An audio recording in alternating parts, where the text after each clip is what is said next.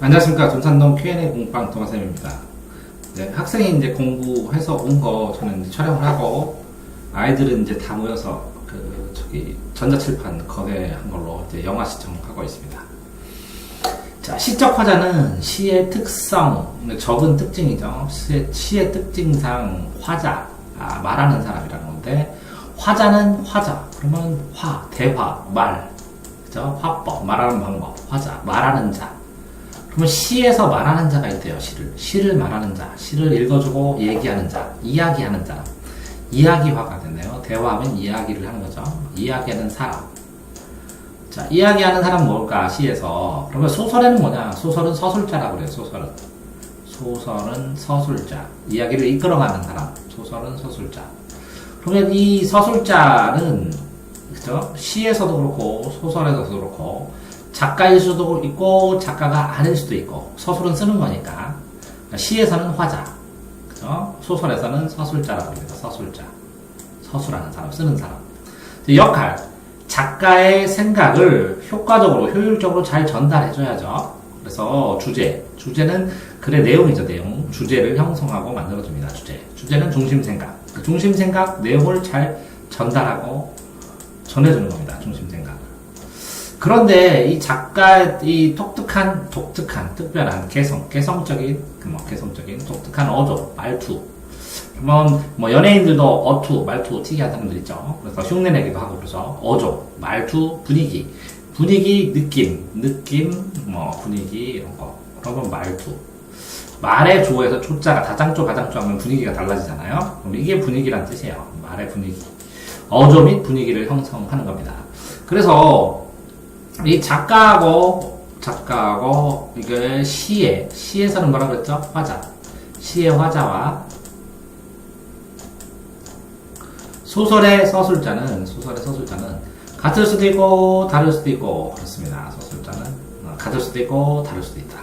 그런데 소설은 허구니까 실제적으로 진짜 본인이 경험한 거 외에는 요거는 거의 다를 확률이 크고, 시는 그래도 자신의 이야기를 쓰는 상황이 있을 수 있으니까 같은 경우도 있죠. 근데 소설은 거의 안 같아요. 작가랑 서술자랑. 소설에는 서술자라고 했죠. 소설은 서술자는 거의 안 같고, 시는 한 반반 정도. 그러면 작가랑 이야기 끌어내는 사람 같은 건 수필이에요. 수필은 개인의 체험, 경험을 쓰니까 붓이 따라가는 것처럼 개인의 경험, 체험, 개성을 쓰니까 수필인 경우에는 작가가 여기에서 끌어나가는 서술자일 확률이 제일 커요. 개성. 그래서 이게 작가가 서술자일 확률이, 시는 화자일 확률이 한 반반 정도, 소설은 거의 10%도 안 되겠죠. 이렇게. 작가와 이 화자는 같을 수도 있고 다를 수도 있다. 이렇게 얘기해줘요. 근데 여기 보면 유형이 직접 나타나는 거, 나타나지 않는 거, 그죠? 그런 다음에 그것들이 바로 화자 나인 경우다. 화자가 시인 경우. 이제 화자가 시인인데 화자는 시인이고, 엄마야, 누나야, 이렇게 불렀으니까 엄마하고 엄마. 어린이죠? 누나 그랬으니까 소년이죠? 소년. 이 늙은 시인이, 나이가 많이 든 시인이, 이 소년이 되어서, 쓴 거죠. 이게 동시죠, 동시. 소년의 마음을 들여서 쓴 거. 동시처럼 써졌으니까, 이 시인이 소년은 아니죠. 소년인 때 기억도 아니고, 소년처럼 생각하고 쓴 거고. 그죠? 여기에는 죽는 날까지 하늘을 우러러 나는 괴로워했다. 이게 이제 윤동주 시인이 쓴 서신데, 윤동주 시인은 일제시대에 감옥에서 죽었어요. 그래서 윤동주 시인이 죽은 다음에 하늘과 바람과 별과 시라는 유고시, 죽은 다음에 쓴 시인이 유고시집인데 죽은 다음에 시를 다 모아서 시집을 냈다고요. 유고시집. 그렇게 냈더니 윤동주 시인이 아니라 다른 사람들이 이 첫 번째 유고시집의 첫 번째 있는 시가 서시예요. 거기에 나와요. 그러니까 죽는 날까지 앙불개어천이라고 하는데, 하늘을 우러러서 부끄러움 없이 살고 싶다. 그래서 내가 항상 괴로워하고 그랬다. 그러면 이 나는 윤동주 시인입니다. 그래서 시인과 윤동주와 나는 일치되는 겁니다. 이건 일치. 이거는 다른 거죠, 서로. 시인과 소년이 달라요. 달라. 자, 여기서 보면, 하늘로가 별 닦는 일에 종사한다고 달에게 희고 동그란 한갑을 주었다. 이렇게 됐을 때, 누가 닦아요, 누가? 안 나왔어요, 누가? 내가? 이렇게 안 나왔어요. 근데 이제 대략적으로 사람들은, 예측을 하죠. 하지만, 누가라고 정확하게 안 나왔으면 드러나지 않는다. 이렇게 얘기하는 거고, 여기서 보면 우리가 하고 주어가 있죠. 직접 드러나 있어요. 우리가 눈발이라면 진눈되기는 되지 말자. 이렇게 돼서 우리가가 직접 드러나는 것도 있어요. 자, 그러니까 화자는 시의 화자는 드러나는 경우도 있고, 그죠? 내가 아니면 우리가 이렇게 드러나는 경우가 있고,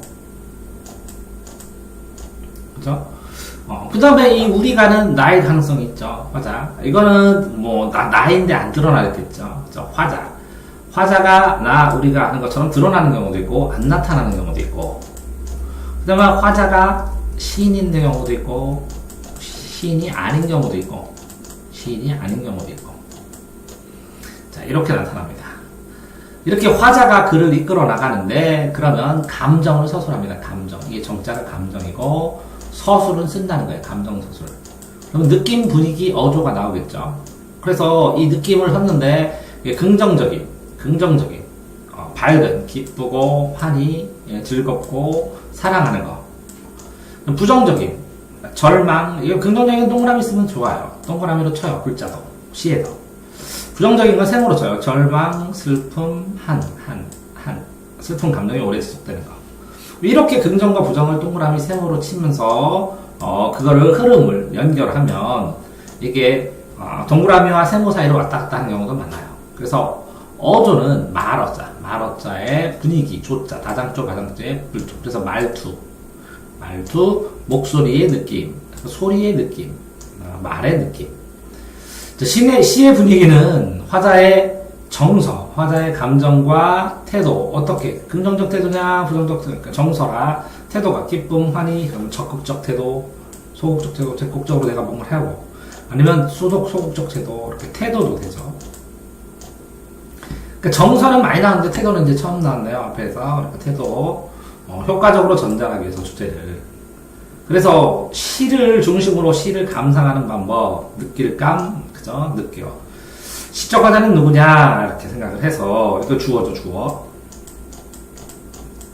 이 시적 화자의 상황은 언제냐, 상황, 그죠? 상황에 대한. 그럼 이 주어가 어떤 상황이야? 그러면 언제? 자, 이렇게 보죠. 그럼 여기 시적 사학 화자가 있다고 쳐봐요, 화자.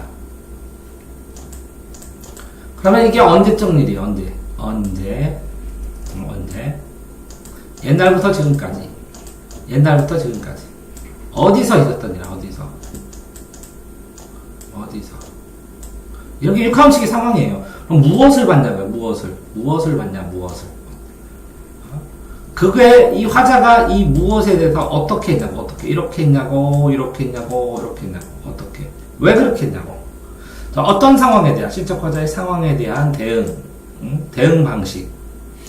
주어가 상황을 대응하는 방식.